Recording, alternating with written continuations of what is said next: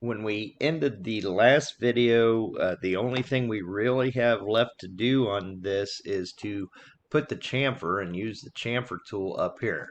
Now the chamfer tool here is a little different to get used to using, so I'm going to go and select my chamfer tool.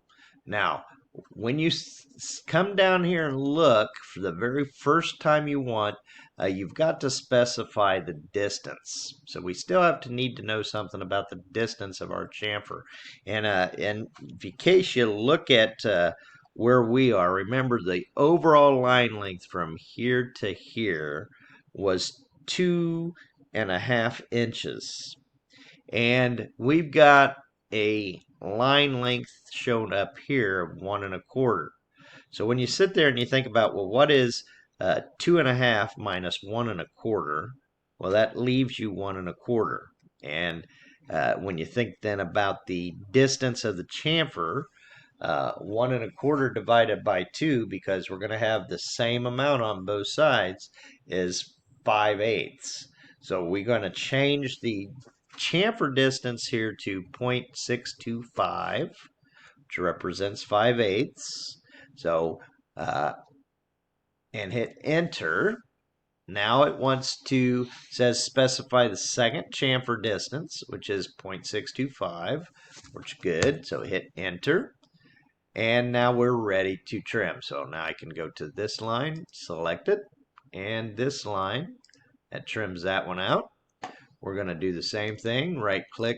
Oh, delete. I just hit the wrong one, so that's all right. Well, go back and do it all over again. So here's the chamfer.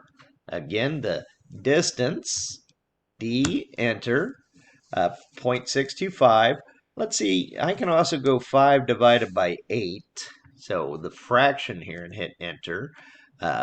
Either way, whether you give AutoCAD the fraction or the decimal, it's going to accept it. Second chamfer distance is 0.625 as well.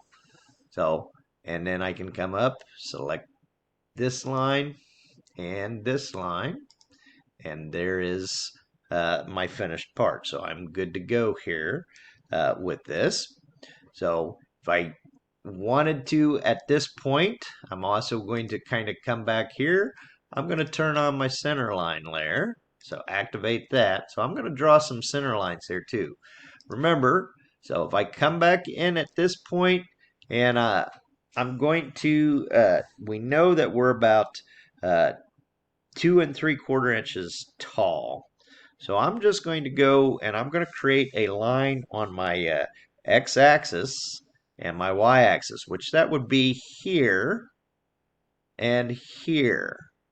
So I don't really want to do that. So I want to be in the center of this. So I can kind of click here in the center and here. So right click, confirm out.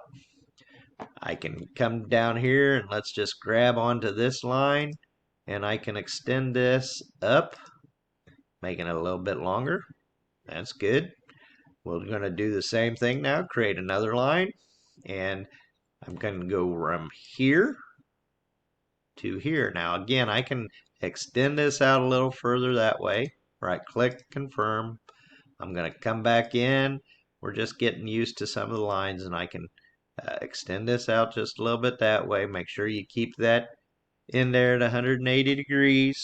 So, and that gives me some center lines on there as well. So go back. I'm going to activate my object line.